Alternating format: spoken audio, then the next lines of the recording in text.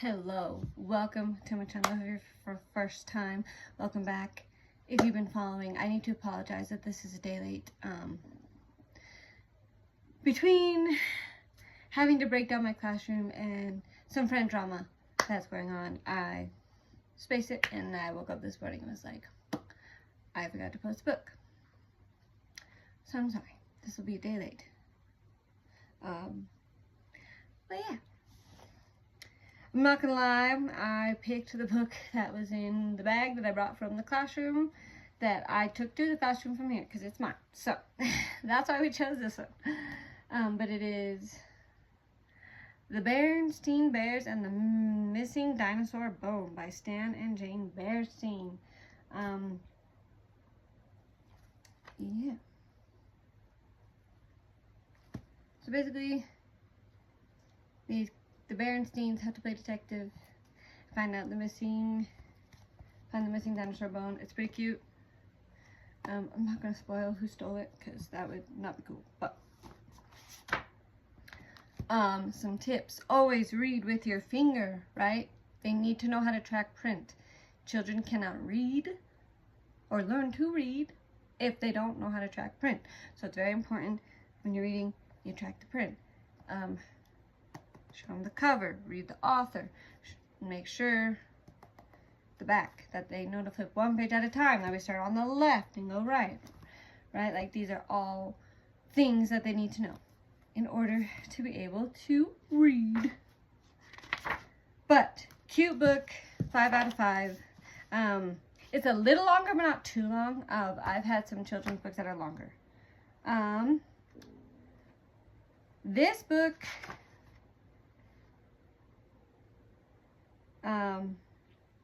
has questions in it, like what's wrong in there, what's up, and you can just ask them like, oh, what do you think, what's wrong? So just like, you don't really have to think of any questions for this book.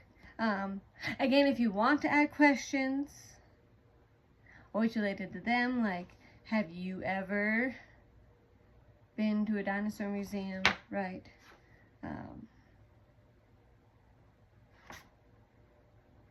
But yeah. Some words. So yeah, there's questions on there. Pacing the floor. They're not going to know what pacing is, so you can define that for them. Wonder, 3 little bears, right? They ask questions and the bears are wondering this, so you can just tell them they want to know. Wonder means they want to know what it is.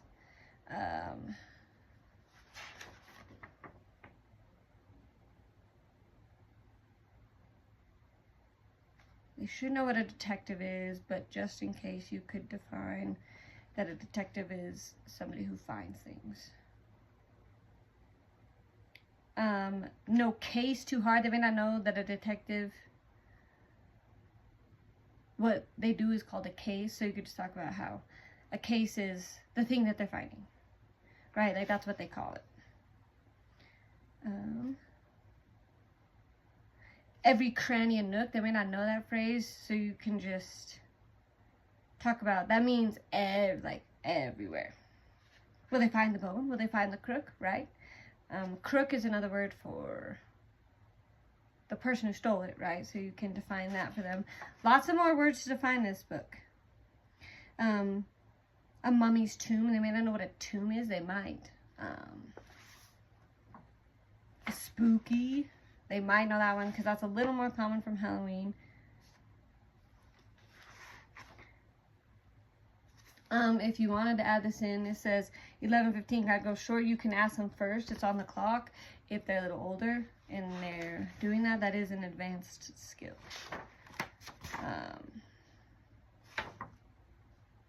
Valuable. They may not know that. It means it's worth a lot of money.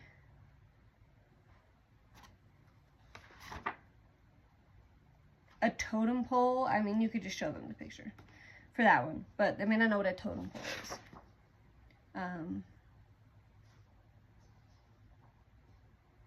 Work in packs. They may have known that from like wolves, but just talk about how pack means more than one. You could also ask labeling questions, right? If you don't want to use their questions, like, oh, what is he using? What is he using? What is he using? I mean, That one, you would draw attention to the weapons, which you may not want to do, but again, labeling questions are always good. Recall questions, right? What are they trying to find? A bone.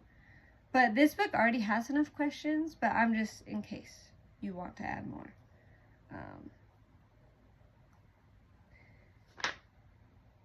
They failed. They may not know what failed means. Failed means they didn't find what they were looking for.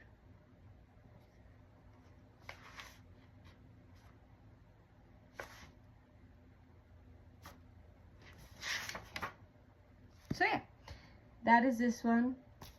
That's kind of all the words. That is a lot of words. So remember, and I give you some ideas on some questions. You can read this. Remember, it's best to read a book multiple times. And you can choose.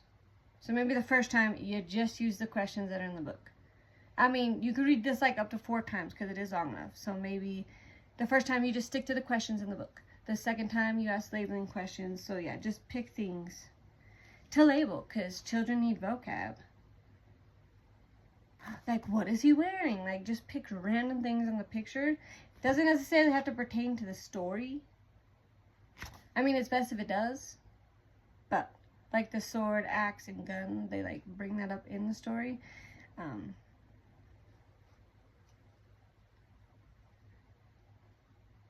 then, it's always good to use recall questions, right? Like, have you ever been to a dinosaur museum? Have you ever tried to be a detective and find something that you lost, right? Things like that. That would be actually the 4th time. Sorry, my brain is frazzled. And then recall questions could be the 3rd time. So first time, just stick to the questions in the book. Second time, ask labeling questions. 3rd time, recall questions. So just like, oh, what are they trying to find? Who was the thief?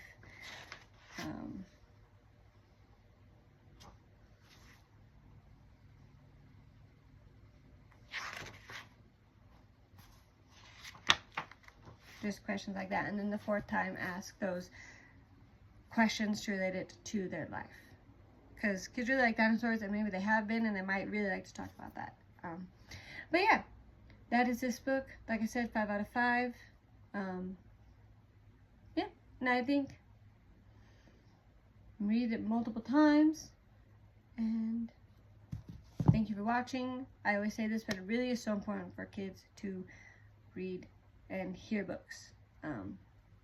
So important. So I'm so grateful I get to do this. So thank you for watching. If you are new, don't forget to hit that subscribe button. If you haven't yet, don't forget to click the notification button. Please, if you like this video, give it a big thumbs up and share, especially to parents of children. Yeah, apologize again for not being in my classroom, but from here on out, I probably won't be in my classroom very much. Just spend summertime is more flexible, doing other things. All the books are packed away. But yeah, and lastly, please comment. I really do like hearing from you. If you read this one particularly, I would love to hear from you. If you have a favorite Berenstain Bear book, I know there's like so many of them, let me know. I would love to hear which ones are your favorite. And yeah, I'd like to hear your experience if you read it with the kids, or any other recommendations that are similar. And we'll see you next time. Bye.